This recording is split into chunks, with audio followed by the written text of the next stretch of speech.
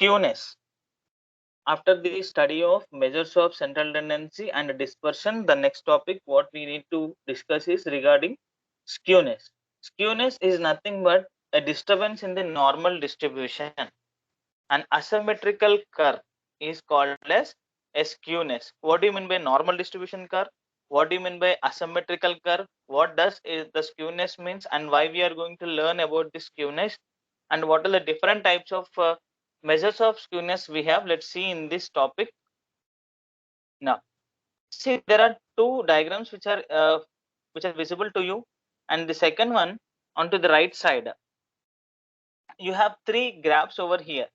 The black one, wherein between the middle one is symmetrical distribution. Symmetrical distribution is nothing but the graph of the given distribution is 100% a bell-shaped curve. A bell-shaped curve. That means once you break that bell into half the part, that means once you break this graph into the two parts, the first part will be the mirror image of the second part. That is called as symmetrical curve. If both the faces are not, that means both the sides of this perpendicular line is not common, then that is said to be an asymmetrical curve. Now, once you find out a problem, once you find out any distribution, they'll be having some properties of that particular distribution. Some might be following some distributions like binomial, Poisson, normal distribution, and practically these numerical values always follows normal distribution. Okay, normal distribution, and again we'll be discussing in our further classes. Now, in this normal distribution, always mean, median, and mode values will coincide. Mean means what? See, this normal distribution means the tails of the normal distribution always ranges from minus infinite to plus infinite. Okay, in general. That means if you are taking the average of minus infinite to plus infinite, what is the average that you get? Almost the middle value, that is 0. Even median divides the given data into two equal parts. That means again 0 divides the given data. That means negative values as well as the positive values.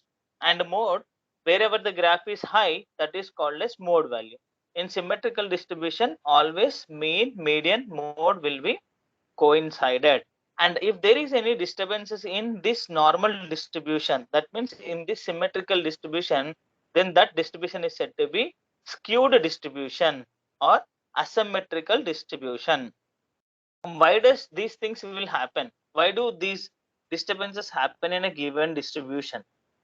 See, in one of the diagram, it is stretched towards the right hand side, and in one of the diagram, it is stretched towards the left hand side. When does this happen? Let us check it out. Now, there are some observations. Let's take an example. Now you have found out the average of these observations. Let's take an example. So there are 5 observations which are given to you, and the middlemost value 3 is called as the average value, or you can call it as the median value. Of course, okay, right? So now I have already calculated my answer. After calculating, I forgot that I need to add 2 more observations to this distribution. A group of numbers which are following something is called as a distribution, and for this distribution I would like to add 2 more observations which are called as 6 and 7.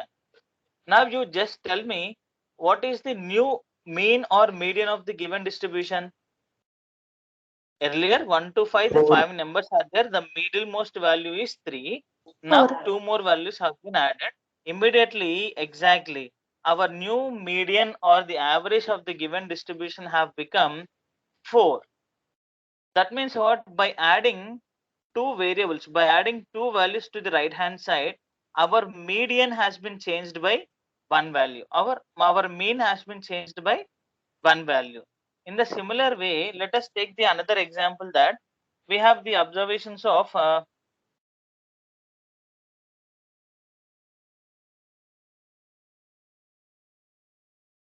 see how many observations are given to us. There are again 7 observations are given to us. Out of these 7 observations, number 7 is the middlemost value or the average value. Now at the same time, I'm adding some numbers. I'm adding some numbers to the left hand side. What is happening here? Now your 7 will become as 6. The average of the given distribution will become 6, or the median will become 6. That means if you are adding numbers to the left hand side, there is some disturbances to the left hand side, then your mean value or median value is changing towards the left side.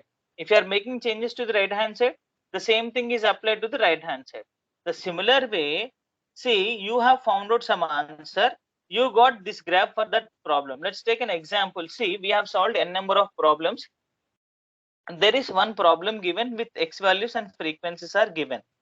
Now, for this distribution, I have drawn this chart. Let's again, if you want for your understanding, I'll draw it one more time. Now let's go to the charts. I'm drawing this one.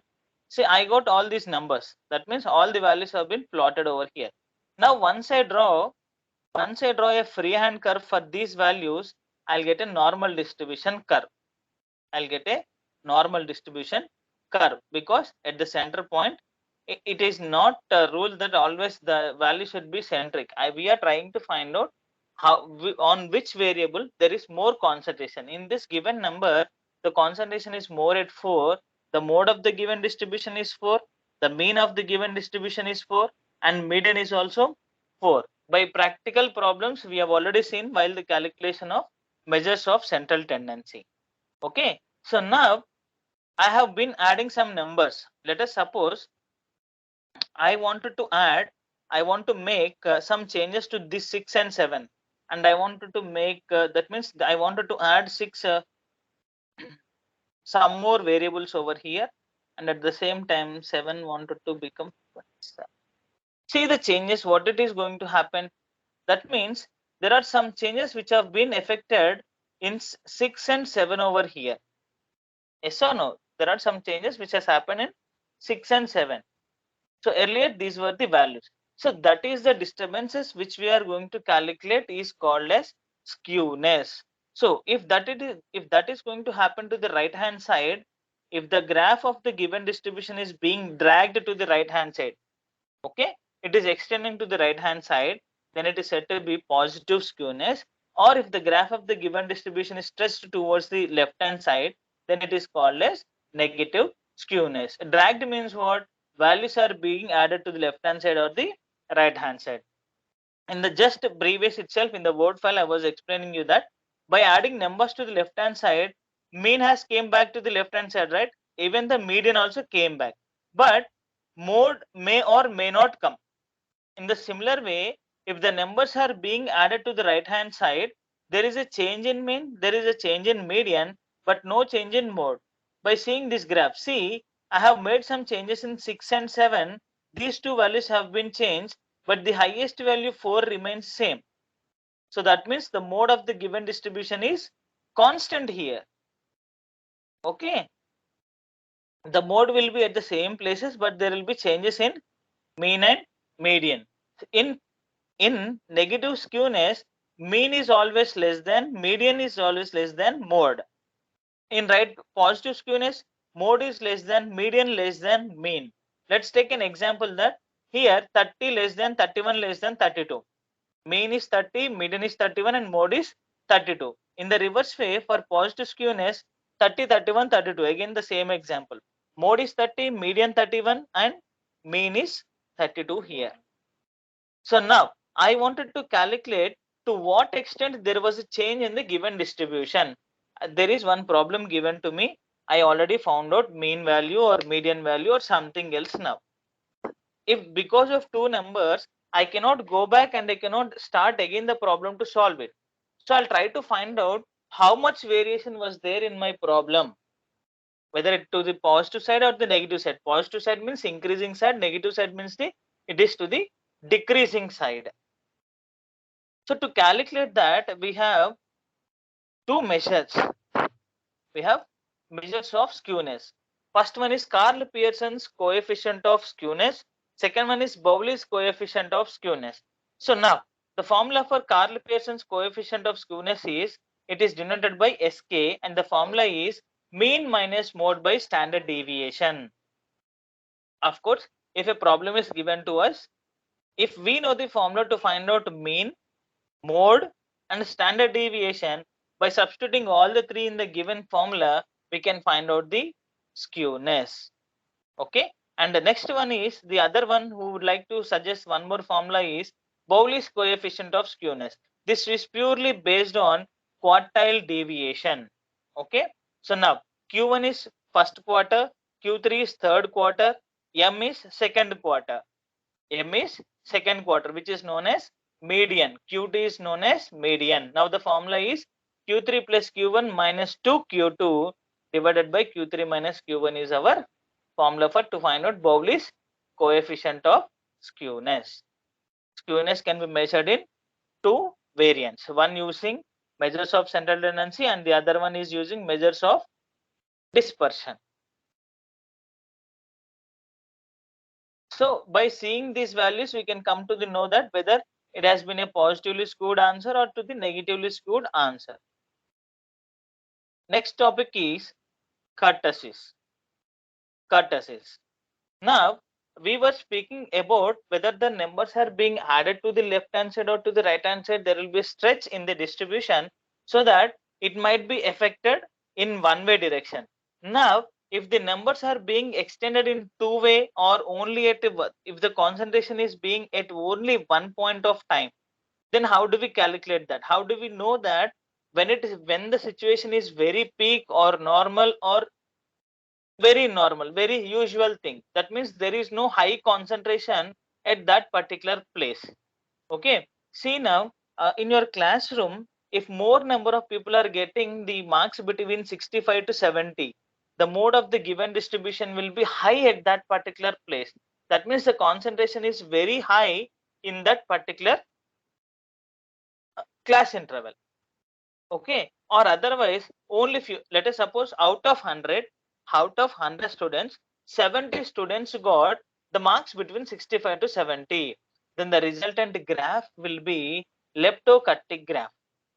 Leptokurtic graph, this is called as peaked, sharply peaked. Peaked means it is pulled towards the upward direction, and the mesokurtic is known as a normal distribution which is having a normal. That means all the people are distributed throughout a range of values in a normal way, and a few very number of people are having, that means not a few. Out of 100, I was saying like 70 people earlier. Now let's take an example of 50% of the people are having the marks range between 65 to 70. Then you might see the resultant of the graph of your class is mesokurtic. And I'm saying that no, it's not even 50. Only 30% of the people are having between 65 to 70. That means remaining 70% of the people are distributed either below the 65% or above the 65%.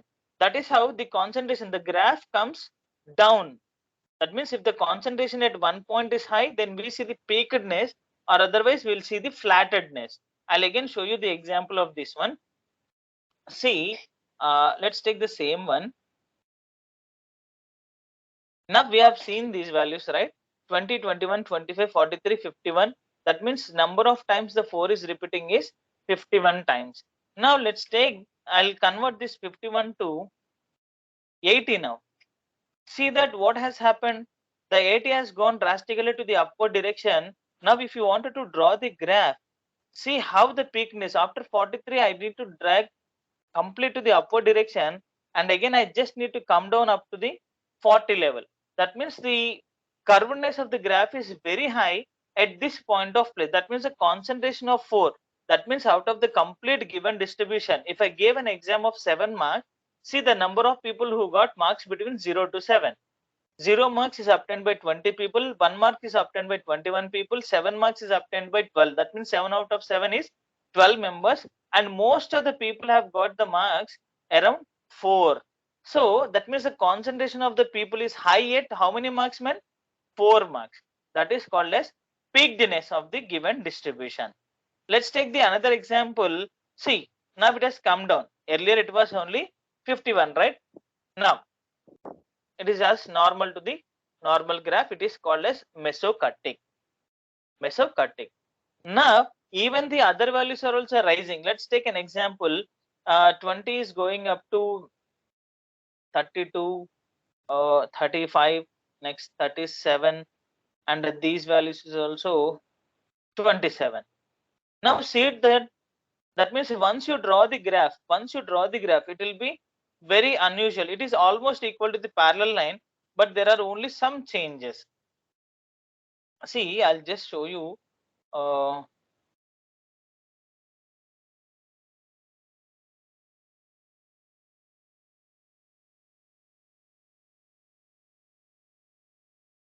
See, in the first case, the graph have gone directly upward direction up to the 80 level and directly again came back to the up to 40 level, and the values are being at that particular level itself. So this is called as plateaued. The minimum marks are of, see, this is the graph x-axis and the minimum marks are of 12 marks. So these values are not touching the x-axis. In normal distribution or in any distribution, the graph of the given distribution will never touch x-axis. Okay. Now, next case, what is that happened? Next, we have seen that almost all the values are somewhat nearby and only very few values are to the below level. And what is the last case? See, in this case, how this graph is looking like, almost it is a equivalent, right? That means it is almost flattered. That means based on the given distribution of the observations, these value, that means the graph of the given distribution always keep changes. Sir, why do we draw this, sir? To our level, it is to understand where the concentration of the values are being concentrated. That means where most of the people are being concentrated. Just to find out that, let's take in one more example, that what is the average height of your class. That means one or two ladies might be very short in your class, and three or four boys might be very height in your class, but most of the people will be in the range between 5 to 5.5, right? So that means your graph of the distribution will be in that part. Just to have an identity or a clarity about a particular distribution, we study this concept. Even the skewness or kurtosis. Skewness is to find out which side the disturbances are happening and how much change there is in the distribution. We'll find out through the skewness. In kurtosis, we see to that at which level the concentration of the values is high or low, and which type of class is that, whether it is leptokurtic distribution, mesokurtic distribution, or platykurtic distribution.